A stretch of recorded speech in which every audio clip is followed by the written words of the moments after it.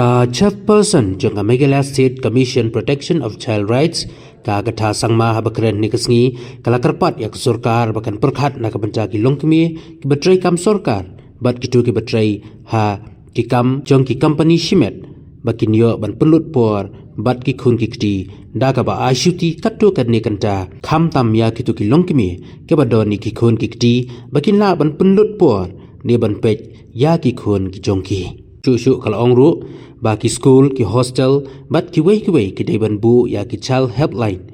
Kenang ba, lada don kinu ki jenran kam bakar ki, kin la ban pentip syaki. Ka agata kalapan pau ya kani, ha ki jingelang ka balakot na katanat social welfare, ha ka ba kinongelam snong, kinongelam kenhun seng balang ki seng samla ki longkemi ki longkpa, nangta ki officer na ki tanat baper rok sarkar jila, kelai shimbanta banyatai halor kijing sa tombor ki kentei bat ki kana. So when I talk about homes, I would say that there, like I said, there is already mandated by the law. It's mandated by the law that we have age-appropriate educational materials. So when these materials are already present, it's important that we share them with parents, we share them with families, and parents take the time out to actually discuss and go through these materials with their children. So here I am giving out a suggestion to our state government, where I feel that currently a lot of women are working in offices. They're employed in government services, they're employed in private services. What is actually happening is that mothers whose major role is to take care of children or was to take care of children end up working long hours in their offices, in their private companies, and the time that they have for their children has drastically reduced. I was talking to one of our DCPOs, and she was narrating the story of how she spends hours and hours taking care of children, in distress, under distress of being assaulted. And she was telling me that because she spends so much time with children, who are in trouble, who have, been violated, she's not able to actually give time to her own children. So I feel that maybe if Government of Meghalaya could be one of the first governments that sort of gives holidays or a couple of hours in a week to their women employees. I'm not suggesting this for the male employees, I'm suggesting this for the mothers. If we could give a few hours to our female employees so that they can spend quality time with their children. And if there are these manuals and there are already educational material, age-appropriate materials which are present here, which can be sort of shared with parents, mothers, and they take this time out, to actually discuss about safe touch, unsafe touch, about other issues that children, perhaps adolescents, children who are facing problems, could discuss with their mothers. So it is a small and humble suggestion to the Government of Meghalaya if the government would consider giving a few hours off to mothers to spend quality time with their children. We talked about this in the first consultation about child helpline. So there's a child helpline and many people are not even aware about it. So I would suggest that most of the schools, institutes where children are present, hostels, etc., they should be a mandatory display of the number of the child helpline. Because like I said, many people don't even know it exists. There are provisions, there are laws, there are things which are established to ensure that children are protected. But if we are not aware about it, then we will not be able to do anything and we will not be able to take the benefit of it. So I would say that it's important that we display these child helpline numbers in areas where children are present. Since I'm talking about, I was talking about homes, right? So there's another point in my home section, because that is where children are mostly present for longer hours.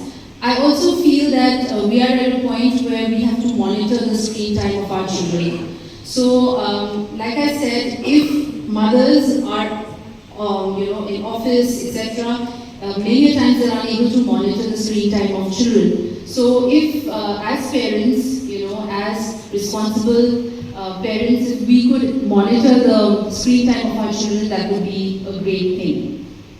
For the child headline that should be displayed in schools, we are supposed to mandatorily have child safety committees in schools, but we do not have these committees. A couple of months ago, I have written to the Education Department asking them to kindly give a notification to schools to compulsorily set up these child safety committees. This is a very, very important mandatory provision which must be also implemented in schools. There are some wonderful initiatives taken by certain schools, like the Catholic Bishop Conference of India. They have created a child protection policy to prevent abuse of children in all their institutes, be it schools, be it hostels. And this has been a sort of a very landmark sort of a policy that they have created, and I think most schools should try and also create these kind of policies. There is a compulsory mandate which has been given by the Supreme Court that all schools where there are over 100 children should have counselors. But actually most schools do not have counselors. Some may have makeshift counselors, but the Supreme Court mandates that if you have students which are more than 100 in number, you have to engage a professional counselor. So I think these are things that as a commission we want to look at. We want to ensure that what provisions have already been mandated should be implemented at school and institutional levels. As to school staffs, and this again I feel does not take place at the school levels very often. So if we as stakeholders, being in public at large, be it religious bodies, be it the Vaishnavas, the Nokmas, we should also ensure that we monitor and we see whether these orientation programs for sensitizing teachers, faculty, staff, management of the school is being done at the school level or not. And I think that's where the role of we as stakeholders come in, where we ensure that these things are actually being followed up. There are some, India being a signatory to the UNCRC in 1992, we have launched what is called the Integrated Child Protection Services or schemes. Now, under this, child protection committees, it is mandated that these committees be formed at the village or the mandal or the district level. But we, again, from what I have observed, these district child protection committees are not very functional or not very proactive. Please do correct me if I'm wrong, but I feel that these are where we also can put in a lot of inputs and we can make a lot of changes. And I think today I was listening to Faith Foundation. One of the things, again, I would like to reiterate is that I think we have in our communities very good organizations, very good NGOs, very good religious organizations who have actually helped us disseminate information about protecting children. And we are at a point where their work needs to be scaled up.